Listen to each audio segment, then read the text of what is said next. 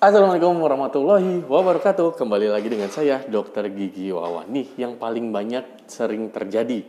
Ada pasien datang dengan keluhan gigi berlubangnya sudah ditambal permanen, tapi kok masih suka nyeri. Padahal perawatan sebelumnya adalah perawatan saluran akar. Terakhir perawatan saluran akar kan ditambal permanen, dok.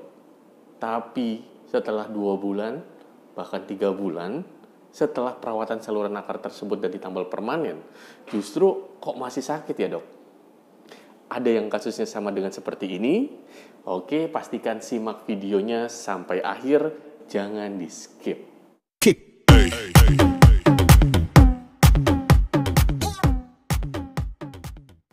Nah, pada kondisi-kondisi tersebut, itu bisa saja terjadi. Dan keluhannya pun bukan dengan orang ini aja. Pasien ini mungkin ada beberapa dari salah satu orang yang mengeluhkan hal yang sama. Setelah dilakukan tambalan, pada bagian gigi tersebut bahkan sudah dilakukan tambalan permanen, tapi masih suka sakit. Treatment apa saja yang cocok untuk perawatan gigi tersebut? Pastikan dulu untuk subscribe video ini dan nyalakan loncengnya sebagai tanda dukungan di channel Dr. Gigi Wawan Sumantri supaya channel ini makin berkembang dan makin bermanfaat bagi yang lainnya. Terima kasih banyak. Oke, kita langsung saja. Bahwasanya gigi perawatan saluran akar indikasinya dari gigi berlubang yang sudah ada keluhan sebelumnya, misalkan sakit sampai bengkak. Nah, maka gigi itulah dilakukan perawatan saluran akar dulu sebelum dilakukan penambalan gigi terakhir, yaitu dilakukan tambalan permanen. Nah, hari ini ada inisial DS, Nona, usia 25 tahun 5 bulan 23 hari, ini mengeluhkan giginya dulu pernah ditambal permanen, tapi sekarang sakit lagi. Tanda vitalnya berat badan sekitar 45 kilo, tinggi badannya sekitar 160 cm, tekanan darahnya 100/80 mmHg, nadi 88 kali per menit, suhunya 36 derajat Celcius, pernapasannya 20 kali per menit, dan di sini SpO2-nya 98%, normal ya, sehat. Pemeriksaan fisik, kavitas oklusal dengan kedalaman pulpa, palpasi negatif, perkusi positif, klor etil atau tes vitalitasnya negatif. Nah, gambarnya ada di sini, sempat saya fotokan. Dilihat pada bagian tambalan tersebut, ternyata ada yang tidak normal. Kenapa? Karena tambalan tersebut itu terlihat kebocoran tepi. Nah, tidak tampak adanya gambaran abses di bagian gusi, itu tidak ada abses. Terus tidak ada tampak adanya fistul pada bagian gigi yang berlubang atau yang ditambal tersebut, biasanya di daerah cervical ke bawah dari gigi tersebut, biasanya di sini ada fistul. Kalau misalkan memang bermasalah dari perawatan saluran akarnya, tampak tambalan mengalami kebocoran tepi. Nih gambarnya dilihat lagi ya. Kalau misalkan batas gigi yang setelah ditambal itu pastinya ada batas preparasi atau batas pengeboran dari gigi tersebut.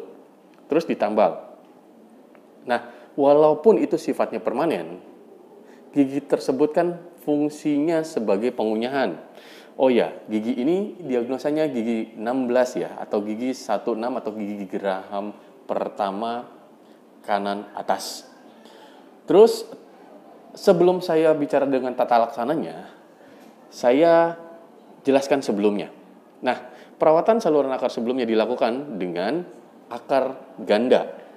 Perawatan saluran akar tersebut pada 2 akar yang ada di bagian gigi tersebut. Padahal gigi 16 atau gigi geraham atas itu ada 3 akar, bisa jadi 4 saluran akar giginya. Nah, yang saya lakukan adalah open bore, saya buka lagi karena saya melihat ada gambaran kebocoran tepi pada gigi yang bekas tambalannya tersebut. Nah, kebocoran tepi diakibatkan karena gerakan mengunyah yang cukup tinggi. Fungsi dari gigi geraham itu pengunyahan. Jadi, kalau misalkan terdapat tekanan atau gaya, itu paling besar pada gigi geraham tersebut, yaitu pada gigi yang ditambal tersebut. Lain atau berbeda dengan gigi depan. Gigi depan itu berfungsi untuk memotong aja. Kalau gigi belakang, mengunyah. Kalau memotong berarti bebannya hanya segitu ya. Dibanding gigi paling belakang, pasti lebih berat tekanan pengunyahannya gigi paling belakang, yaitu gigi geraham. Nah, ada kemungkinan setelah 3 bulan ini baru ada kendala karena kebocoran tepi dari tambalan permanennya tersebut. Jadi, diperlukan pentingnya setelah tambal gigi permanen agar kontrol sekitar 2 minggu sekali untuk melakukan cek ulang apakah ada kebocoran tepi atau tidak. Nah, apabila ada kebocoran tepi, pasti yang dirasakan hal yang sama dengan pasien tersebut. Giginya sudah ditambal permanen, tapi kok masih suka sakit, dok? Ya, karena gigi tersebut sudah mengalami kebocoran tepi, infeksinya masuk lagi ke dalam saluran akar gigi itu. Nah, berarti treatmentnya gimana, dok? Treatmentnya perawatan ulang? Ya, betul sekali perawatan ulang. Jadi tambalan permanen itu saya bongkar semua, saya bersihkan sampai tuntas. Sampai bersih batas-batasnya, mungkin ada karies lagi di situ, saya bersihkan ulang. Nah, seperti gambar yang di sini, itu adalah gambar gigi yang sudah saya preparasi dari bekas tambalan permanennya tersebut. Setelah itu saya cari dari pulpanya, kamar pulpa saya bersihkan semua, saya cari sampai dapat terlihat satu titik itu dari saraf giginya. Saraf gigi yang terinfeksi kembali akibat kebocoran tepi itu akan lebih bermasalah dibanding dari treatment awal. Kenapa? Karena infeksi-infeksinya sudah masuk ke dalam dari perawatan saluran akar tersebut yang dulu pernah dilakukan perawatan. Nah, gigi tersebut harus dibersihkan sampai ke dalam akses-akses dari perawatan pengisian saluran akar tersebut. Harus bersih, harus selalu terus dicek. Jadi harus bersih, harus dicek ulang beberapa keadaan gigi di bagian kamar pulpanya atau saraf giginya. Nah, setelah itu dilakukan perawatan saluran akar kembali, diulang kembali. Nah, pentingnya merawat gigi yang sudah ditambal permanen itu adalah seperti itu. Jadi supaya tidak 2 kali tindakan. Dokter, ini kan gigi permanen. Ini kan gigi permanen yang sudah ditambal permanen. Apakah tambalan permanen itu tidak awet? Nah, jawabannya adalah keawetan dari tambalan gigi itu tergantung dari kita yang memakainya. Memakai dalam arti untuk mengunyah, apakah kita suka makan lengket, apakah kita suka makan yang keras-keras, apakah kita suka sering menjaga untuk membersihkan dari tambalannya tersebut, agar tetap berhati-hati walaupun itu tambalan permanen. Kok lepas sih, dok, tambalan permanen? Bisa saja terjadi, bisa saja karena dari bahan tambalan tersebut, bisa juga dari pada saat preparasi pemasangan tambal gigi permanen tersebut itu kurang dari stabilitasnya. Jadi bagian-bagian sini retensinya berkurang, jadi mudah lepas. Nah, terus yang selanjutnya bisa jadi karena pola makan dari pasien tersebut. Terus bisa jadi mungkin dari kebiasaan buruk yang lain, seperti ada pasien yang terbiasa untuk memakai tusuk gigi. Itu yang berpengaruh besar pada bahan tambalan yang sudah terpasang, yang sudah teraplikasi di dalam gigi, masih sering lepas atau sering sakit, dan justru tidak lepas, tidak sakit, mengalami kebocoran tepi. Nah, treatmentnya adalah retreatment, diulang semua. Tuh kan, bayangkan, sudah 5 kali kunjungan 3 bulan sebelumnya, sekarang diulang lagi. Nah, maka dari itu pentingnya merawat kesehatan gigi sebelum adanya lubang. Walaupun nggak sakit, ya ke dokter gigi. Nah, kalau misalkan sudah sakit seperti ini, jadinya kan repot bolak-balik waktunya ya. Gigi juga akan jadi bermasalah apabila terus-terusan karena perawatan saluran akar gigi yang mengalami kebocoran tepi. Bermasalahnya seperti apa? Lapisan gigi akan berkurang tipis jadinya. Tidak bisa menopang bahan tambalan lagi dan bahan tambalan pun tidak bisa merekat sempurna. Prinsip bahan tambalan sinar atau non-sinar biasanya itu diperlukan dari lapisan gigi yang masih banyak. Sisa gigi yang tersisa pada lubang tersebut, artinya lubangnya kecil, makin kuat tambalannya.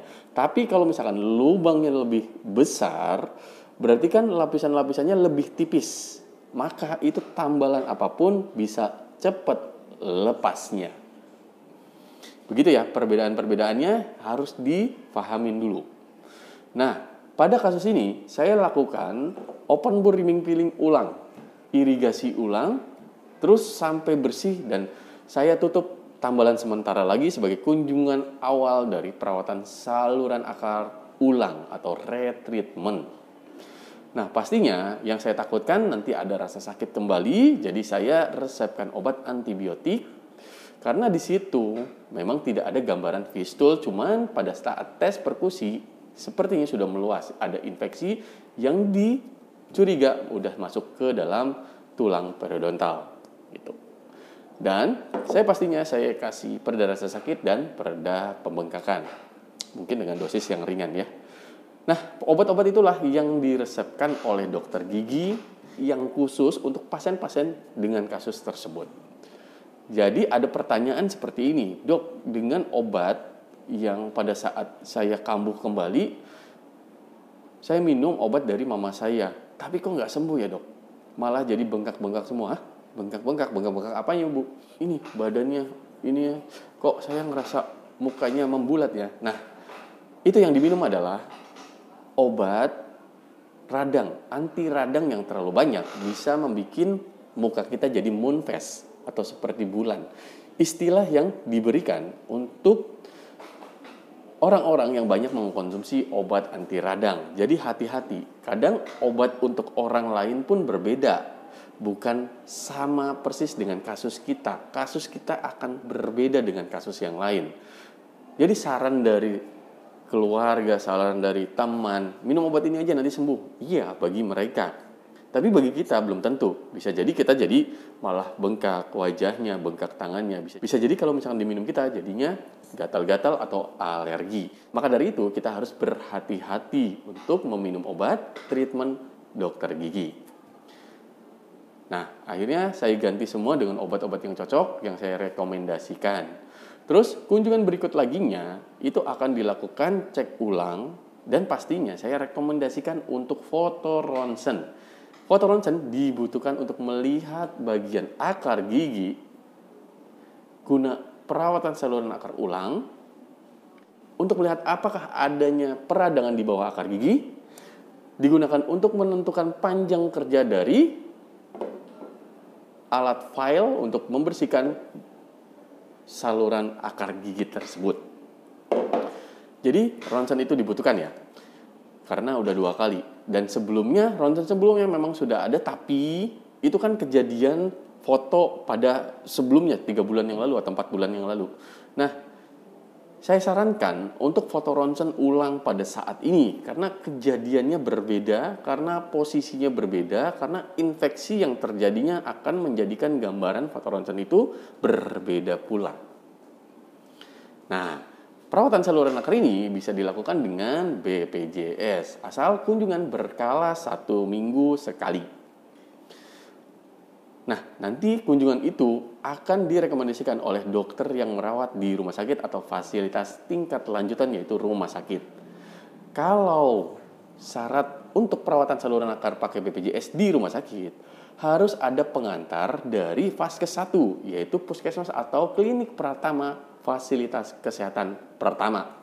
Lihatnya bagaimana dok menentukan fasilitas pertama saya? Coba dilihat kartu BPJS-nya, dilihat kartu KIS-nya, ada tertera nama fasilitas tingkat 1 atau Vaskes 1 Romawi. Disitulah minta rujukan untuk ke dokter rumah sakit atau fasilitas tingkat lanjutan. Untuk meminta rujukannya di situ ya. Nah, apabila di puskesmas atau di klinik dilakukan tindakan awal atau menyanggupin untuk perawatan saluran akar di sana, bisa jadi dikerjakan di sana. Tapi kalau misalkan apabila setelah diperiksa itu di fasilitas tingkat pertama tidak bisa melakukan, atau dengan adanya keluhan-keluhan yang ditindaknya harus di fasilitas lanjutan, itu harus diberikan rujukan, dan fasilitas tingkat pertama tersebut akan memberikan rujukan ke rumah sakit. Begitu ya. Jadi sudah paham ya. Jadi ke rumah sakit itu harus dilakukan dengan rujukan. Rujukannya dari vaskes pertama. Nah, dapat enggaknya rujukan, dilihat dulu vaskes pertama bisa tindak enggak. Kalau vaskes pertama bisa nindak, berarti tidak dikasih rujukan. Dan kalau vaskes pertamanya tidak bisa nindak, berarti dikasih rujukan. Seperti itu. Jangan salah arti lagi dan tidak ada pertanyaan lagi. Harap difahamin untuk regulasi BPJS tersebut. Nah, kalau misalkan pakai umum, bisa nggak? Bisa sekali. Kalau misalkan pakai umum, tergantung apa yang dilakukan pada hari itu, tindakan apa aja, itu akan tertulis nanti tertera di dalam bilingan. Untuk harganya menyesuaikan, ya. Setiap daerah berbeda-beda. Seperti itu. Terus rencana perawatan selanjutnya pada kasus ini adalah saya perawatan saluran akar ulang, pastinya dengan melihat dari ronsen panoramik tersebut atau ronsen dental nanti, melihat akar giginya. Setelah itu saya lakukan perawatan saluran akar ulang, setelah itu pengisian, setelah itu tambal permanen. Harapannya jadi dari akar-akar gigi tersebut sudah tersterilisasi semua supaya tidak ada lagi infeksi yang masuk dan rasa sakit tidak akan timbul lagi. Nah, untuk sarannya pada saat di rumah setelah tambal permanen nanti, tolong dijaga untuk tidak memakan yang keras dulu dan tidak memakan yang lengket-lengket dulu. Nah, seterusnya dok, tidak juga. Jadi mungkin itu setelah 2 hari kunjungan itu nggak boleh makan yang lengket-lengket dulu. Kalau selanjutnya itu boleh lah. Gitu. Asalkan makanannya jangan terlalu yang membuat gigi tersebut rusak, apalagi ada tambalannya tuh rusak, terangkat. Jadi seperti kita merawat hal yang kita harapkan. Bukan karena dokter giginya aja, bahan tambalannya harus bagus, didukung juga kegiatan-kegiatan di rumah yang harus merawat gigi tambalannya tersebut. Nah, apabila ada kasus yang sama seperti ini, pergi ke dokter giginya. Mohon maaf kalau misalkan kasus yang seperti itu harus dicek. Harus dicek. Kalau mau konsultasi, berikutkan foto kan. Karena foto tersebut, foto kasus tersebut yang sakit itu sangat dibutuhkan sebenarnya apabila dokternya jauh. Tapi apabila dokternya dekat, itu datang aja. Karena akan ada tes perkusi, tes palpasi, tes kloretil atau CE. Untuk menentukan vitalitas dan melihat infeksinya menyebar kemana sih. Sudah ke bawah belum? Bisa mengakibatkan bengkak enggak? Mempengaruhi gigi sebelahnya enggak? Apakah gigi sebelahnya sudah terpengaruh jadinya karies juga? Apakah rasa sakit itu memang dari gigi tambalan itu atau dari gigi tetangganya? Gitu. Nah, terus yang selanjutnya, rajin-rajin sikat gigi setelah tambal permanen. Sikat gigi 30 menit setelah makan dan dibersihkan. Tidak harus keras, tidak harus terlalu lembut, pelan-pelan aja, yang sedang-sedang aja, minimal 2 menit setelah makan. Sudah cukup jelas ya. Jadi penyakit-penyakit gigi itu sebenarnya memang harus didukung. Goals-nya, treatment dari apa yang kita lakukan apabila ada penyakit gigi menyerang adalah bukan dari dokter aja sebenarnya, bukan dari obat aja, dari dokter dan dari pasiennya. Dokter yang merawat, pasiennya yang menjaga di rumah. Terkadang itu harus dijaga. Kenapa? Karena pada pasien ini pun harus dilakukan tambalan sementara dulu. Yang harus dijaga di rumah supaya tambalan sementaranya tidak lepas sampai minggu depan datang kembali. Ya caranya tadi, jangan makan yang lengket-lengket dulu, dibersihin, bagian yang di bagian tambalan pink itu tambalan sementara, jangan terlalu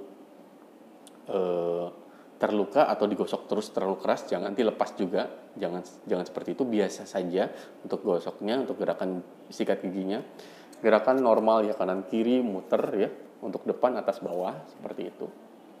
Harus dibersihkan, harus dijaga. Semoga ini bermanfaat buat kalian semua, termasuk buat saya. Dan kalau misalkan perawatan saluran akar itu memang butuh ekstra untuk menjaganya, untuk merawatnya, untuk waktunya, untuk biayanya, seperti itu. Ya. Dan apabila masih ada pertanyaan tentang masalah kasus gigi yang sudah ditambal permanen tapi kok masih sakit juga, isi di kolom komentar. Ya, pastikan subscribe sebagai tanda mendukung channel Dr. Gigi Wawan Sumantri ini berkembang. Terima kasih banyak yang sudah menonton sampai akhir. Apresiasi terbaik dari saya buat ibu bapak di rumah. Dan harapan saya kalau yang sedang sakit gigi segera sembuh, dan kalau yang sedang tidak sakit tetap semangat menjaga kebersihan gigi dan mulutnya. Akhir kata, Dr. Gigi Wawan pamit. Sampai jumpa di video selanjutnya. Salam sehat, gigi kuat. Thank you.